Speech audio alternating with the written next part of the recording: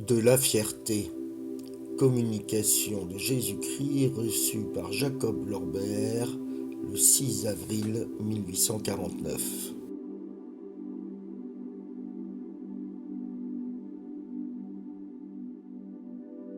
En réalité, il y a avant moi fondamentalement seulement un péché qui est la mère de tous les autres et il s'appelle fierté.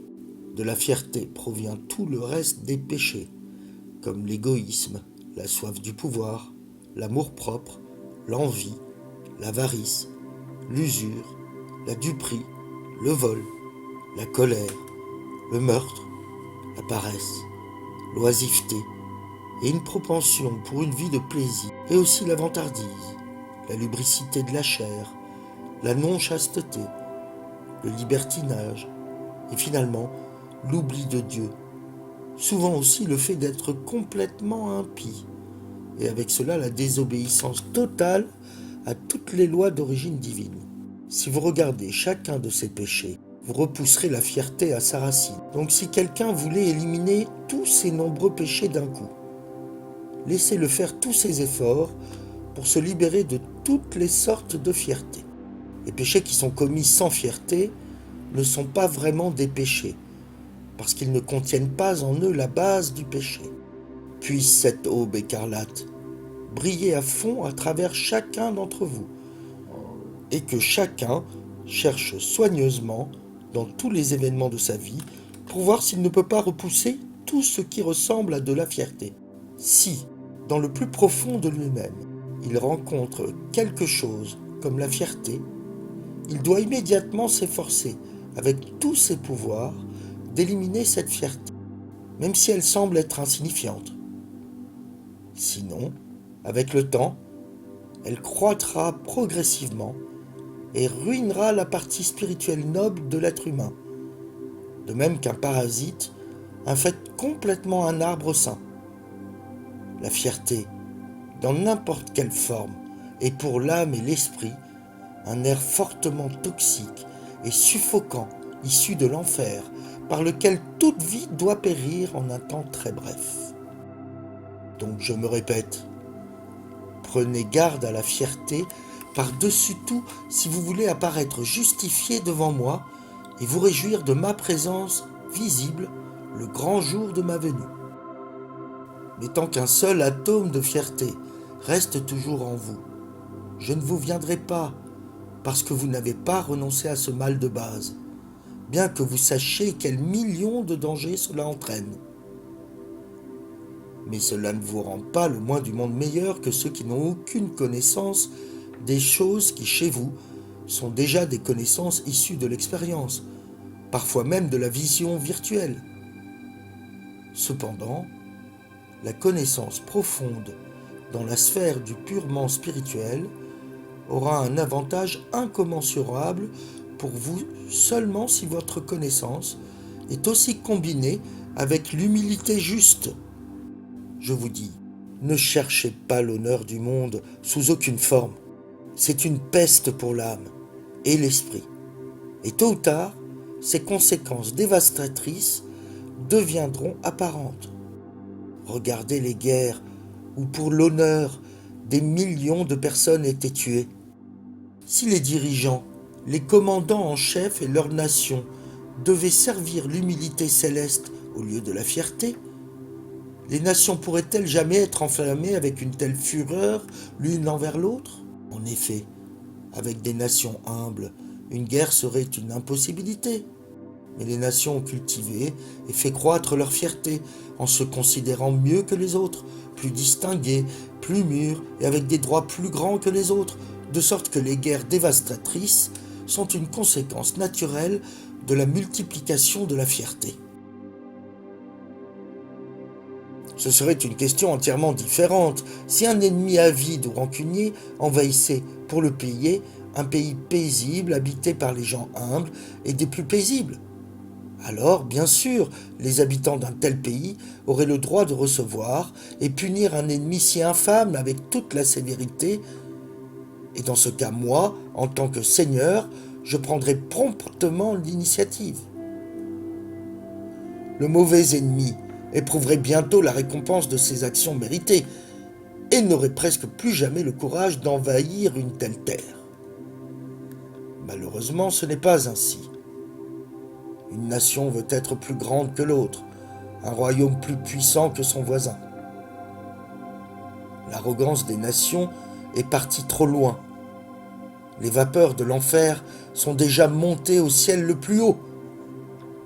La terre elle-même m'a prié de finalement éliminer la couvée mauvaise de Satan. Et regardez, le temps est venu, il est révélé devant vos yeux. Une nation fait la guerre contre l'autre. Si vous demandez pourquoi, je vous dis, c'est à cause purement de la fierté. Je vous dis aussi, les temps sont passés où l'épée agissait comme l'arbitre entre l'honneur et la honte, la vertu et le vice. Parce que l'épée n'a jamais été une arme d'humilité, mais toujours d'honneur et de suffisance, et seulement trop souvent aussi de tyrannie. Il n'en sera plus ainsi. Dans l'avenir, l'humilité gouvernera les nations avec des armes d'amour. Cela s'appliquera bien sûr seulement à ces nations qui seront trouvées dignes de cette arme du ciel. Dans ces temps, l'indigne recevra sa récompense longtemps méritée.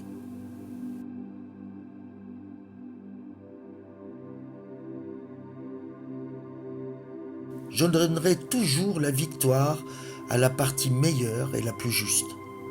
Mais si celle-là devient alors arrogante, le chagrin lui arrivera aussi. Dorénavant, personne ne sera épargné qui, dans ses actions, aura seulement une étincelle de fierté comme motivation. Chaque action qui montre une quelconque ambition restera dorénavant sans bénédiction, tandis que chaque action exécutée avec un cœur humble, dans un but utile, sera richement bénie par moi. Maintenant, un ordre différent doit être présenté parmi les hommes. Mais ceux qui ne se soumettront pas de tout leur cœur à cet ordre et permettront toujours à leurs anciennes traditions d'apparaître en eux avant d'acquérir une connaissance suffisante, démontreront bientôt à travers les conséquences les plus amères de leurs actes s'ils agissaient pour ou contre mon ordre. Je vous dis maintenant, quiconque, à cause du monde, ne réussira pas à faire telle ou telle bonne action, agira pour le monde dans la voie que le mensonge considère être la bonne.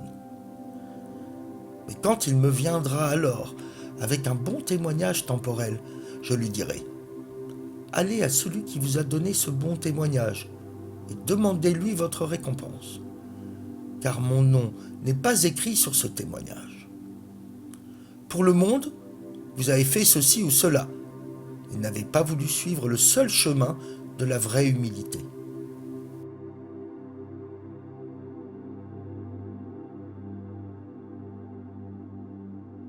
Votre ambition a été flattée quand le monde a dit de vous « Regardez ce qu'est un homme d'honneur ». Alors il devrait aussi vous plaire que dans mon royaume, vous accédiez seulement aux honneurs mineurs. Par cela, je n'ai pas l'intention de dire qu'une personne doit agir dans une voie que le monde lui indiquera avec le mépris.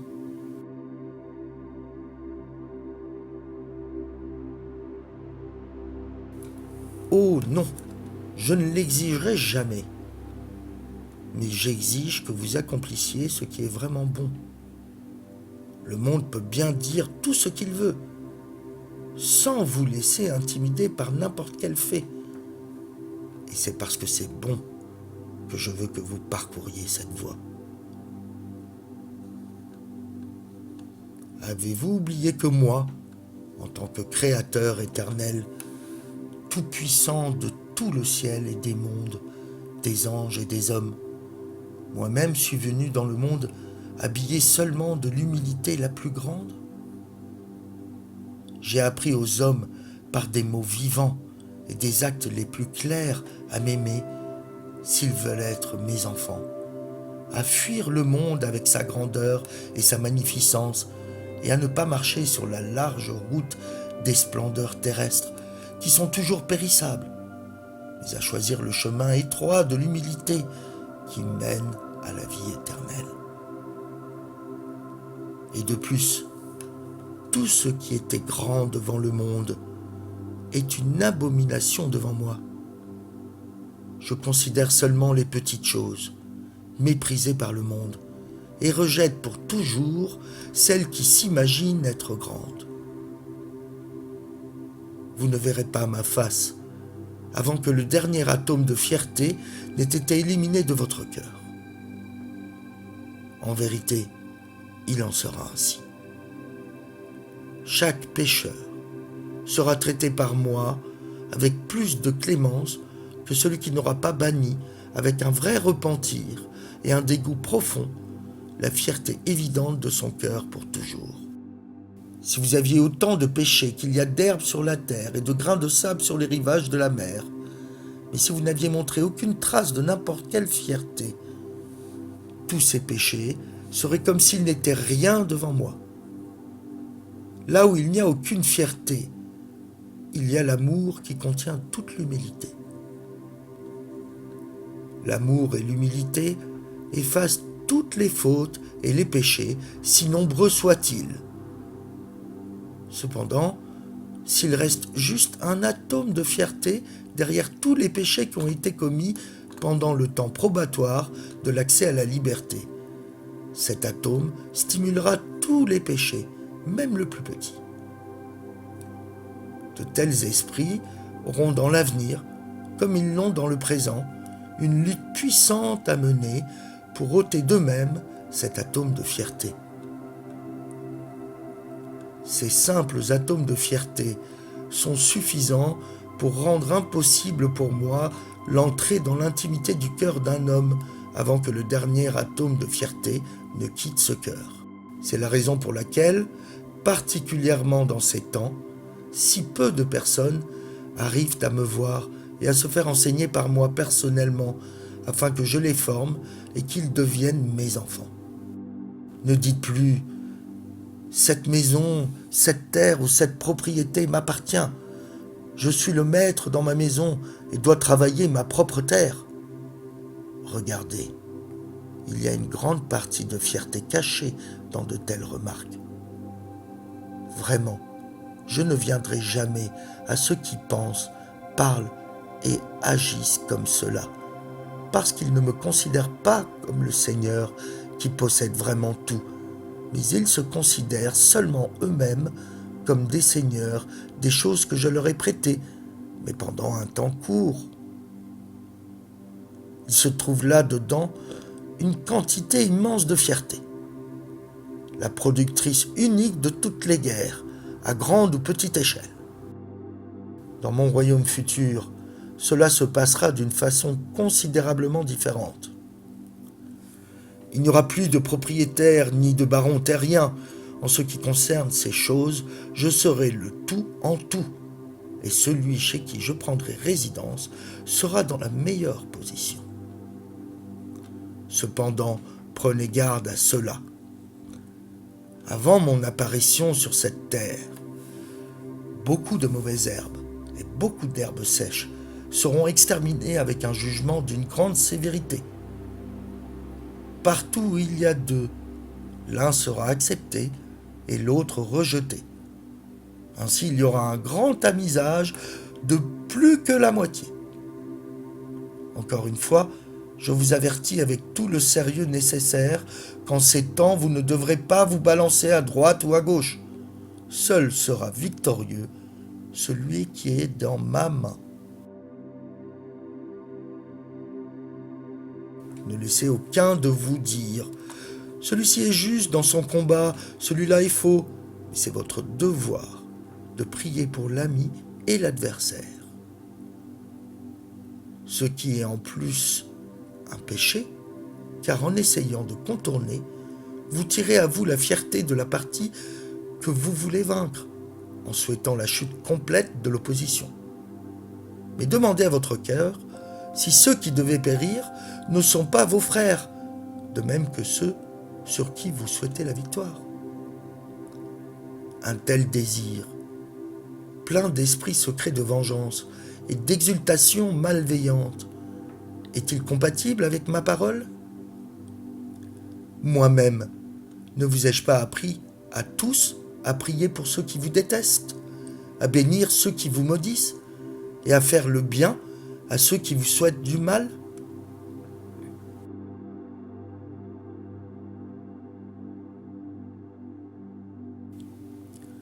Donc que se battent ceux qui veulent se battre.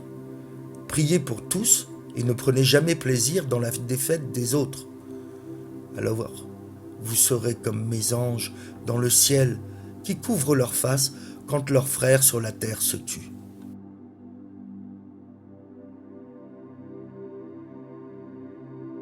Tenez compte de cela. L'aube écarlate, précédant ma venue, deviendra encore beaucoup plus rouge que cela est déjà. Et seulement à la fin de toute la destruction, il deviendra clair que ni l'une ni l'autre partie des combattants ne gagnera une victoire réelle, car le vrai vainqueur doit encore venir. Là où la fierté se battra, l'humilité commencera à se battre, et aucun tyran impitoyable n'échappera à son épée, ni aucun juge qui aurait essayé d'établir son autorité par le sang de prisonniers inoffensifs. Moi, en tant que votre Père éternel, qui vous ai déjà donné tant, vous donne maintenant cette parole, la plus importante pour votre bien-être futur et votre salut. Tenez-vous-en fidèlement et strictement à cela. Alors vous trouverez toutes les bénédictions temporellement et éternellement. Cependant, si vous ne considérez seulement cela que comme quelque chose de commun et continuez avec vos vieilles habitudes et coutumes, vous n'aurez qu'à vous en prendre à vous-même pour vous blâmer si vous n'avez qu'une part très petite ou aucune dans ma venue. Ce qui a été écrit ici par mon serviteur s'accomplira irrévocablement. Soyez bénis, ainsi que tous ceux qui ne méconnaîtront pas ces avertissements. Je visiterai sûrement sa maison de temps en temps. Mais quiconque ne prêtera pas beaucoup d'attention à cette remontrance, ainsi qu'aux conseils semblables que j'ai donnés dans beaucoup de cas, ou ne fera pas preuve de bonne volonté envers eux, et ne leur prêtera pas une oreille attentive, verra sa maison désolée, déplorable et déserte.